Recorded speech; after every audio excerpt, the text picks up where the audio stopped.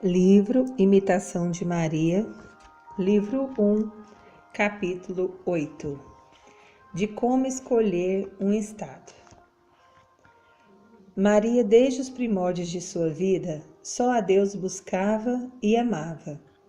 Por isso merecera de Deus todas as bênçãos e, sobretudo, a preparação de um estado tal como fora necessário, a fim de que, na pessoa da Santíssima Virgem, se cumprisse os adoráveis oráculos de Deus. Para obter uma feliz vocação, é mister que haja um concurso de coisas e circunstâncias que a providência habitualmente reserva às almas fiéis, aquelas almas que o consultam sobre a escolha de um estado. Poderá esperar que lhe reserve Deus alguém que tenha aquecido aos funestos impulsos de suas paixões? A providência recolhe no seio de Maria, por seu casamento com São José, o precioso fruto das virtudes que ela com fidelidade praticou. Se só ao mundo houvessem consultado sobre a união de Maria com um esposo, sem dúvida teriam escolhido um homem rico ou distinto pelo seu talento, ou outros dons, menos, porém, um homem de virtudes, um homem que vivesse desde a infância no temor de Deus. Não por esta última forma age o mundo, senão da outra. Vistas interesseiras, considerações meramente humanas servem de princípio à maior parte dos casamentos. Conclusões se tiram das premissas dos bens materiais antes que do tesouro das graças. Daí o grande número de insucessos matrimoniais, em que dois esposos mutuamente vão vivendo seu martírio. Assim o permite Deus para vingar, ainda nesta vida, o não ter sido consultado sobre um negócio cujo êxito depende de sua sábia direção. Assim, ele o permite como punição de se não ter feito, desde a mocidade, pela prática de virtudes, digno de sua proteção. A escolha dos pais de Maria, ou melhor, a escolha de Deus, recaiu em José, homem justo, o mais virtuoso dos homens que já nesta terra existiu, o esposo mais digno da mais digna das virgens. Jamais casamento algum poderia ser mais venturoso que esse. Nem jamais houve corações que se alegrassem ao ponto dos de Maria e José, tão santamente unidos.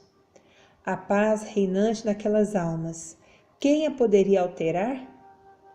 É que Maria e José se achavam colocados no estado em que Deus os quis. Muitos há que vivem descontentes do seu estado. Muitos sofrem, estes e muitas vezes aos outros fazem sofrer.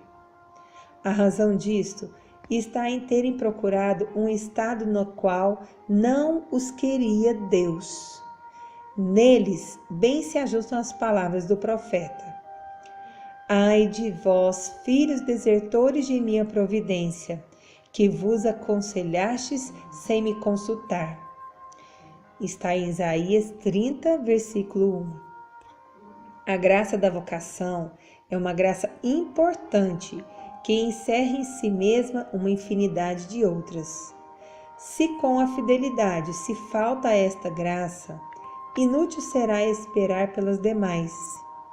Se se afasta da ordem desta providência especial, que prepara graças de eleição para quem esteja disposto a se conformar com a vontade divina, logo se cai na ordem de uma providência comum, que só fornece graças comuns, com as quais alguém se poderá salvar, porém faz temer que não se salve, ou a menos que só se salve dificilmente.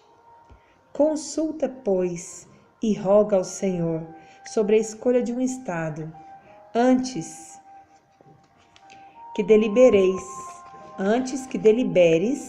e dize como o profeta: fazei-me conhecer, Senhor, os caminhos por onde deverei seguir. Salmo 142, versículo 8. Vive, alma cristã, de modo tal que em ti o Senhor não veja um indigno de seus cuidados. Se claramente não percebes a vontade de Deus, consulta os que são aqui encarregados ou delegados de Deus, aos quais compete iluminar-te a respeito do que tenhas de fazer.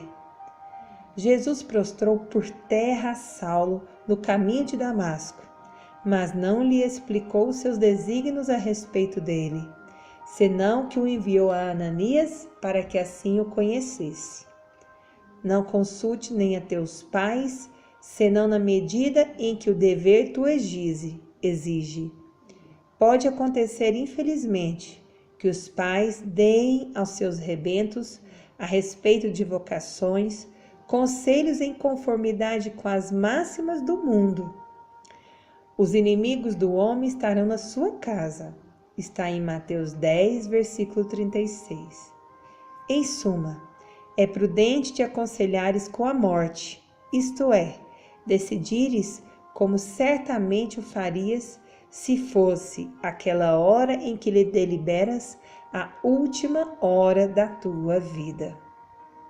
Amém.